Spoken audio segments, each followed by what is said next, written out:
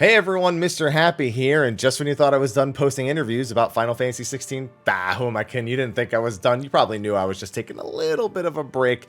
Yeah, those Japanese interviews that I said might be substantial, they sure were. Much like Famitsu, the Dengeki Online one we're looking at right now is super, super long. It retreads a lot of things you already know, but the latter half of it has tons of new details about stuff that we've been either asking questions about since the gameplay trailer with Dominance or through the other interviews themselves. Now, I will say there is one point that it's a mild spoiler. It's really just a description of something about Valisthea that we didn't actually know prior to this interview. But I know some people, when they're doing their research, they want to learn more. They maybe don't want details that exact. So I am warning you, there is a detail like that in the video. I'm not going to do a timestamp and skip around it specifically, but this interview does have a detail about that. Maybe I'll actually just do a little shout out, maybe as I'm scrolling down before I actually read the text, because honestly, that's probably the best bet that we're going to have. So, let's get into the Dengeki Online interview. This is just Google translated, but it translates pretty well, I got to admit. Now, for the beginning of this interview, we can actually skip past a lot of stuff, and I'll briefly explain why we're going to be skipping past these points. If you've been keeping up with all the interviews, it'll kind of just make sense to you right off the bat. The second trailer released. What was the reaction? Mostly positive, talks about optimization and quality improvement, but glad with the trailer that they actually delivered and what kind of goal they were aiming for. I don't really understand it all yet, but it looks really good. Something he's already said in another interview. There's a lot of battle scenes between Clive and the summoning beasts, and this is where they go into how the trailer was actually supposed to release back in March, but they decided against it and included a message about world events in the state of play.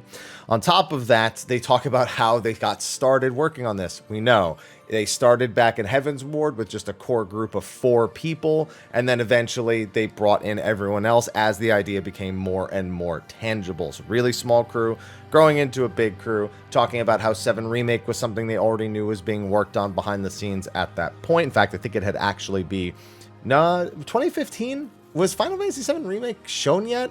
Do we know that was happening yet? I don't really remember. Then talks about how, they eventually grew it into a larger team. Again, we've been through these details a lot before, how much he trusts his individual staff. Red Lotus Liberator, by the way, Google's translation for Stormblood, in case anyone's actually wondering, and talks about the credits on that. How did Mr. Takai come to work as director? And some of these things, I think Yoshi-P just he practiced them to say them verbatim, almost as if it was like a trained thing, which wouldn't be surprising. Yoshi-P is generally pretty good at that when it comes to doing lots of interviews like this. So talks about the pressure of making a mainline Final Fantasy and how much he actually trusts Hiroshi Takai, who is the current director of Final Fantasy 16, and just knew it was the person to trust. Again, details they've been through before.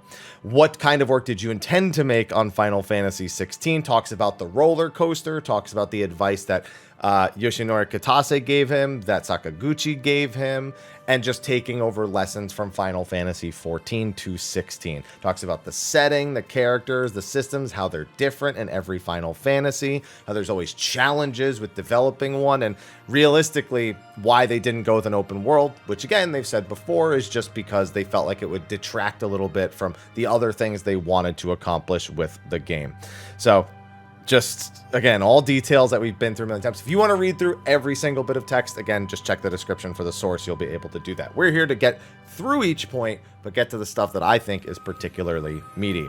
This is a little just more, talking about, it's going to be a lot of work for a director, so I just want to be a producer. I'd like it to be this kind of Final Fantasy. I want it to be real-time action.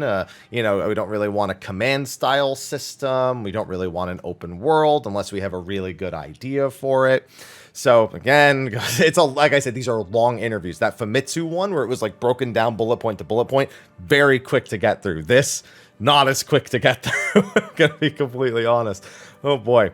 Talks about, they said if they wanted to do their entire vision for 16 open world, it would take about 15 years for them to achieve that. And by then it would be too old, it would be like, that's kind of just a complete waste of time.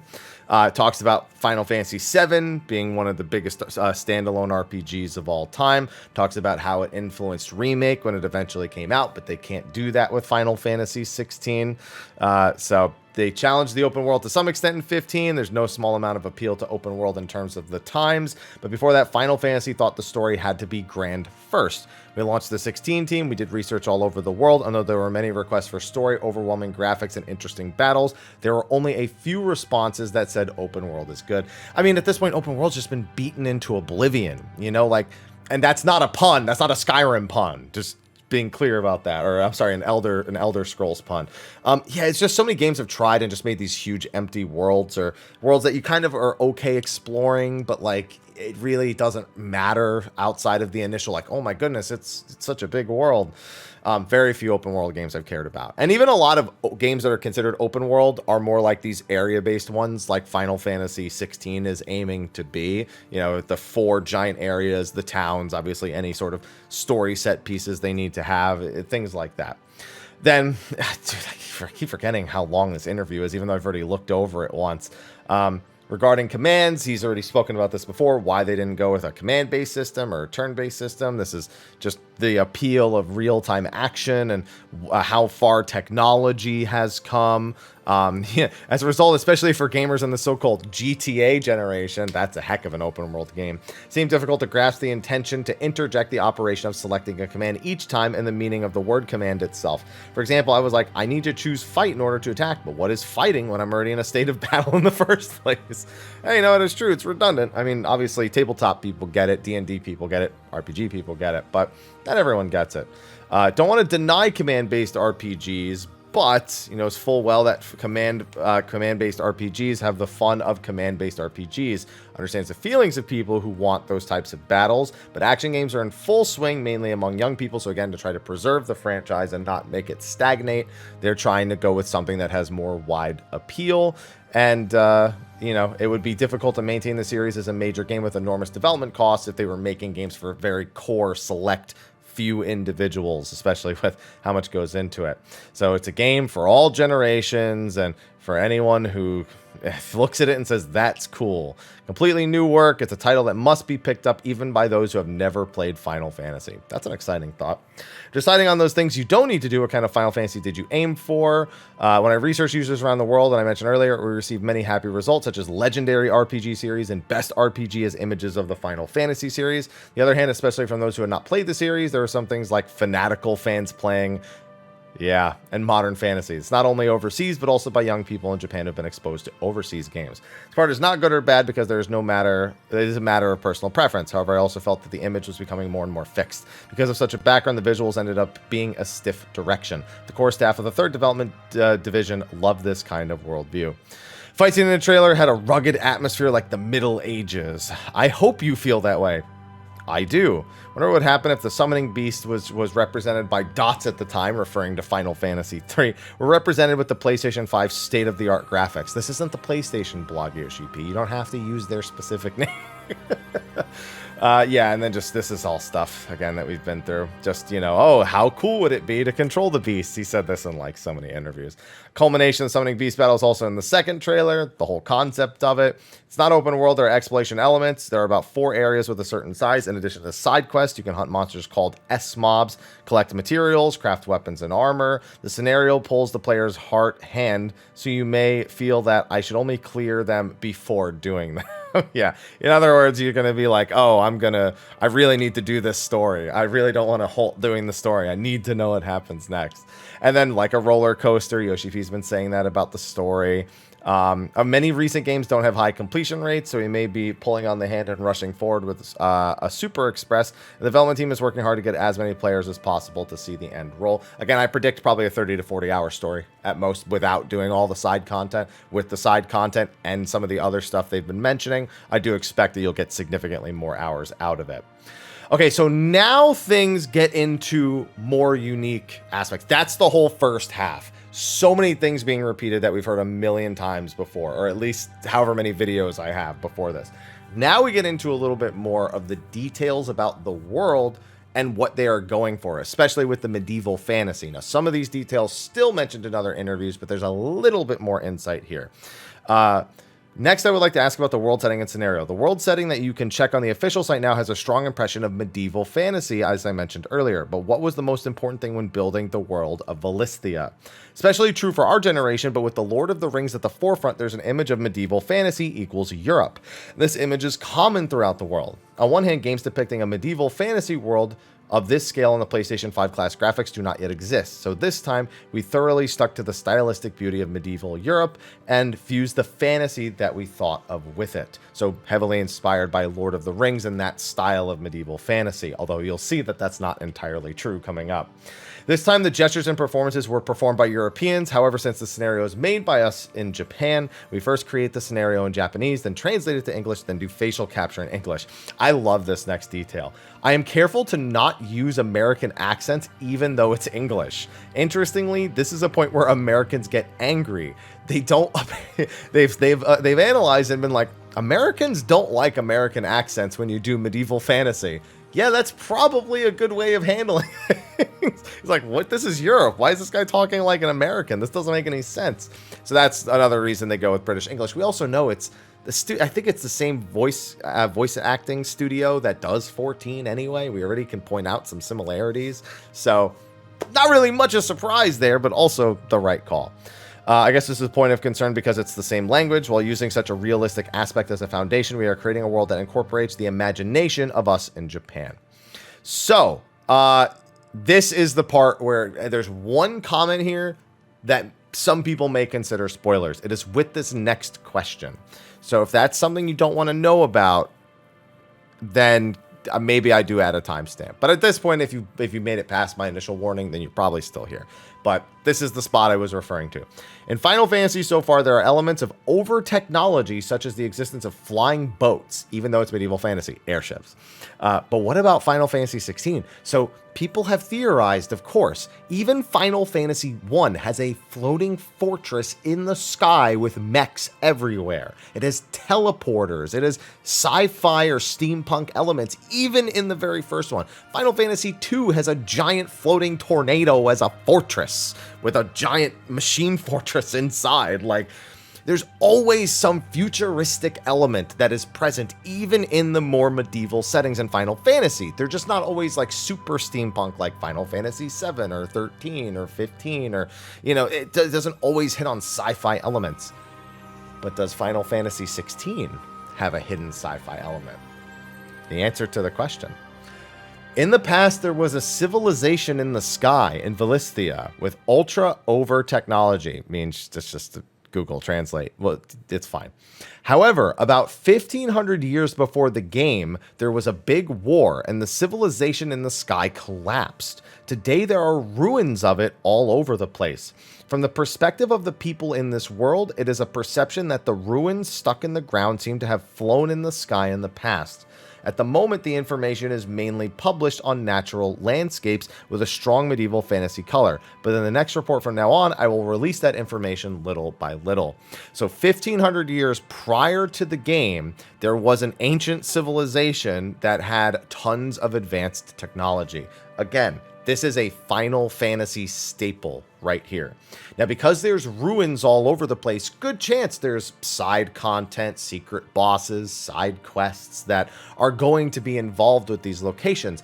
But the question then becomes, how much are they just a history of the world, or how much are the events of the story, the villain, the wars that are happening, the mother crystals being drained, how related to that civilization are they? I think a lot of people, because it's Creative Business Unit 3, would probably jump to something like the villain being from that civilization and being quite upset that that civilization was destroyed in a great war and has some sort of vendetta against the world. That's all speculation, but I feel like we've all been down that road, especially recently, and that's going to be in the back of a lot of people's heads. So I'm curious to learn more about this secret sky civilization from 1500 years prior. I also like when they do the old civilizations were really advanced and our new ones are not. They do that a lot in Final Fantasies as well. Looking forward to seeing what kind of scenery it is. By the way, he also mentions the atmosphere in the game as a whole. It's not very glamorous or sober at first. He likes things that are darker or dull, and he was actually kind of worried it might have been too dark for a Final Fantasy game, but once they started adding in the actual elements and they like the summoned beasts and things that really are identifiable with Final Fantasy, it ended up being okay. A Final Fantasy world was taking shape. So this now goes into the 6 city-states of Valisthea, where they talk about the drama in the other countries other than the Duchy of Rosaria, which is where Clive actually is from. Can we expect some drama in the crowd? It's okay to expect that. The value of the scenarios, the movement of each faction, and the shadows of the characters are also depicted. The world situation is also changing rapidly, so we prepared a reading element in the game to supplement the scenario. This is a compendium in-game that will contain additional details regarding events that are happening in the world or things that have happened in the past. So, much like any other collectible in an RPG, it gives you some insight into Valisthea, things you may not know, or things that maybe happened when Clive wasn't around, when you weren't actually playing, or things that just don't all get a cutscene or something of that capacity. But there's just more stuff to immerse yourself in Valisthea altogether. So basically, it's kind of like a war diary. Now, this next section is very similar to stuff Yoshi-P has said before. The mother crystals are like an oil field. The people live off of their energies, but they're starting to dry up and people want to war with each other in order to take each other's mother crystals. So that's the big war that's going on. That's kind of the centerpiece of the story. Now, the next one, each country has a dominant, and it's like a nuclear weapon level force. They've said this a few times as well. It is something that has always served as a deterrent and kept the balance to the last minute. However, due to the depletion of ether from the mother crystal, the tag comes off and he rushes into the summoning beast battle. I like the long summoning beast battle name. So one big thing here regarding the dominant in the trailer, with the slightest exercise of its power, it can erode its body, and it's called a summoning beast. This is the Japanese translation of the quote from the start of the dominance trailer, how it rips apart the body and it like tears at everything that is your personage. And then they said, so is it dangerous for them to transform more than once? He says right now they can go from being an icon back to being a person, but there's some serious risk and you do lose something every single time you do it. So there is a sacrifice of some kind. He doesn't want to say too much about that, however. He says that's something you'll find out in the future, maybe talk about it in a different time. He also talks about some of the different nations and how they actually handle their dominance. For example, the Iron Kingdom, who kills off their dominance, versus the Duchy of Rosaria, where it's always a member of the royal family, but there's not always a dominant present like there is with the other nations. Sometimes it skips generations before they actually come into play, with Joshua being selected, even though his older brother Clive is someone who's tried and true and was around before him and is also considerably stronger. There's also a rule for the entire dominant that there's only one summoning beast of each attribute in this world. And then, of course, they ask, so the existence of Phoenix and Ifrit with the same fire attribute is a big mystery. So there's a good chance that part of the plot has to deal with the fact that the second icon of fire has appeared, and that of Ifrit, and that's actually either a sign of imbalance with the ether that's flowing from the mother crystals, or the blessing that's flowing from the mother crystals, or so doing that is deliberate. We already know there's more icons than there are nations, and we can already see there are nations, for example, Wallowed, which has Sleipnir, Odin's horse, in the flag, but we know Benedicta, Garuda, is from that location. We also know that the Empire has they never really hard confirm who theirs is, but they have a saint and they have dragons on their flag. They also have a mural of a dragon doing battle with a bunch of other individuals. So very likely both Shiva and Bahamut belong to them. So there's extra things going on here. There's might still be more dominance that we don't know about, or more summons we don't know about, but don't be too surprised if this is just something that evolves down the line because of how advanced those civilizations are. We also don't know where Ramuh is officially from as well. We know where Titan is from, we know where Garuda is from, and we know where Ifrit and we know where Phoenix is from, and we're kind of also assuming Ifrit will be from there as well, given Clive. How many summoning beasts will appear? He doesn't answer this, but he just says he focused on ones that were instantly identifiable. So Ifrit, Shiva, Titan, Ramuh, and Garuda. Yo, where's Leviathan? Yo, where's the lack of respect for Leviathan? people are going to hold on to hope that Leviathan's in this game. And if they're not, there's going to be some disappointment immediately undone by the fact that it was still dope. So that's all there is to that. So this one asked about Clive, how imprintable he is. There's two types of RPGs. Ones where you imprint on a character and they're kind of a blank slate, or ones where you're just kind of following around another character and either making decisions for them or just putting yourself in their shoes. So, and those are the two types of RPGs that Dengeki asks about. He says, while 14 is the former, where it's one where you can imprint on your character and become the warrior of light, that in this one, you're very much enthralled in Clive Rossfield's story until the very end. You'll get to follow him through his life, through his teenage years, through his 20s, and even into his middle age and his 30s. But it's all poured into Clive. So it depicts Clive's life itself. It is an image of not only Clive as an individual, but also the dominants who are tossed around by harsh fate in the process, delving deeper through Clive and asking how the world should be. Now they get into party-related stuff that's been said before. The player only controls Clive, but you may also occasionally control other characters in the scenario, but that's very, very uncommon. This is suspected to be during the icon battles, where Clive is seemingly Ifrit, and whenever you're controlling Ifrit or you see Ifrit being controlled, Clive is likely the person that is. I mean, if he's not Ifrit, they haven't said it, I don't think, anywhere officially, but if he is not Ifrit, I will be mind blown, even just given the artwork of his arm covered in Ifrit fire and like his like horns and stuff. So I'll be shocked. But there are other cases where you see like a character being controlled, like, you know, Titan or Garuda, or just one that's not the one that you normally play as. So it even looked like in one of them that you play as Phoenix when fighting Ifrit. So in that case, you'd technically be playing as Joshua. So they said they didn't post any of this to avoid confusion, but there will be travel companions. They will be AI controlled while you focus on Clive. This we knew. In the middle of Clive's adventures, the friends who respond to the scenario are replaced, meaning that they'll be moving around who your AI allies are depending on the plot. They are not characters that stick around the entire time, and it will just be whatever is necessary to move the plot forward. There'll be a lot of interactions with them. You'll have very important scenario conversations with them, and you will not be fighting alone. Now, they do also mention Buddy here, who we're assuming is Torgal, the little puppy in the initial Awakening trailer. He will be able to fully automatically help in battle. He'll also be able to be given commands. And yeah, he's going to be useful. So we don't know if that's Torgal. They're just calling it the Buddy system for now, but everyone pretty much assumes it's Torgal. I like the fan theory that Torgal is actually Fenrir. So cool idea. I like it. I'll roll with it for a little bit. The battle is going to be pretty actionable. Please tell us about the characteristics. So there are some new details in this. So in other interviews, they've been mentioning these things called accessories that can assist you in battle and help you do things automatically. And they go into a little bit more detail here.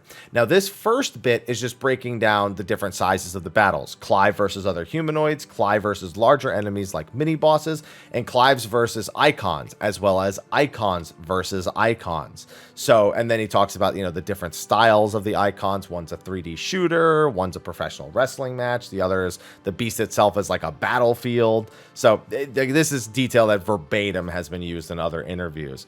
And also it's all seamlessly connected without any loading, thanks to the PS5, no doubt. And so you'll get a lot of immersion, an unprecedented amount of immersion. In fact, I'm playing through it right now and I feel like I've made it well. It's a tough game to stop. In other words, you can't put it down. While watching the battle scene in the second trailer, I noticed there's a scene where Shiva appears and attacks the enemy Liquid Flame, even though the health gauge here is still Clive. That has been a constant question by the community, and Dengeki asked directly about it. Will you be able to summon beasts like you previously did in the franchise, meaning like did Clive summon Shiva against Liquid Flame?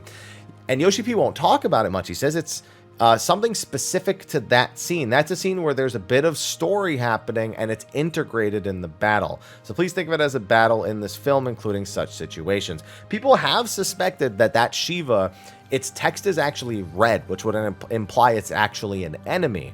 So there's the theory that that's actually Shiva's dominant, not just attacking the Liquid Flame, but attacking you even alongside the Liquid Flame. So maybe even on the same side of it. So that is, as people suspected, something else is going on there. That's not Clive summoning Shiva. So that is a question answered.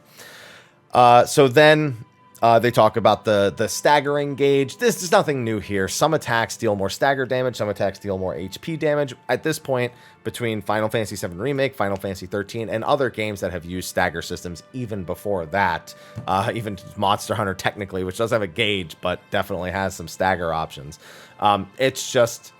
It's them describing the basics of how a stagger system works.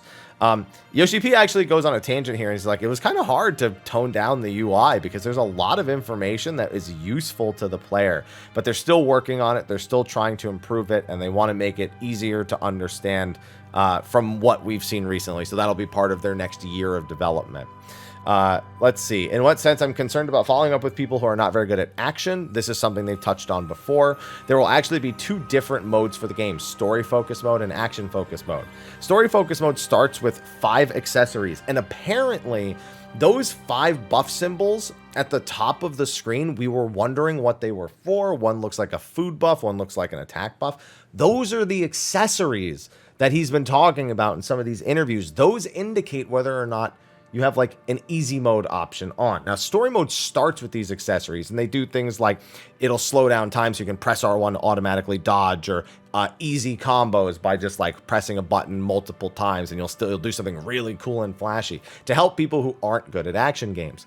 In action focus mode, you can unlock those things and still use them, but even if you're in story focus mode, you can choose not to use them if you don't want to. So the difficulty options and the accessibility is a prime thing that they are looking at in the game, and to make sure that no matter who you are or how good or bad you might be at action games, that you can complete this game without having a concern and enjoy it as much or as little as you want, I suppose, or enjoy it as much as you want in whatever way that you want, with as much accessibility options turned on as possible.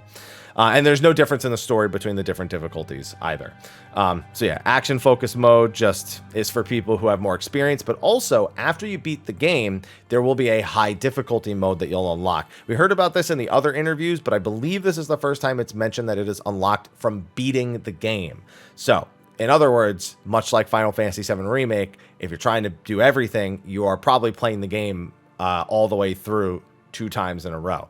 Quite frankly, I was probably going to do that anyway, even if there wasn't a higher difficulty mode, but I'll definitely be doing it now.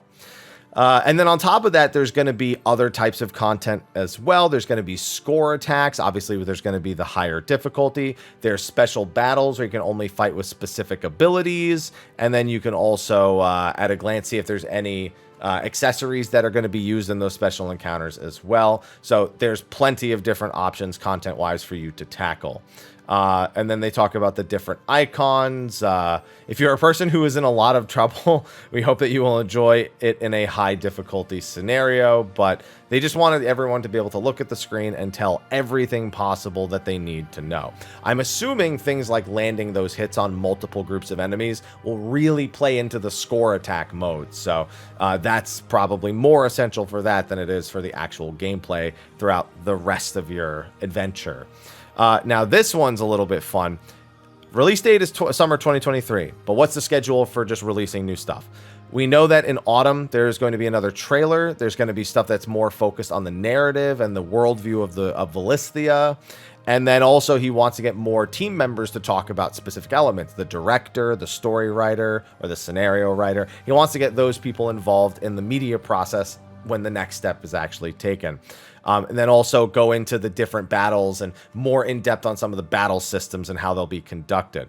Now, the interviewer, knowing that I want to play this game, asked, are we going to get a demo?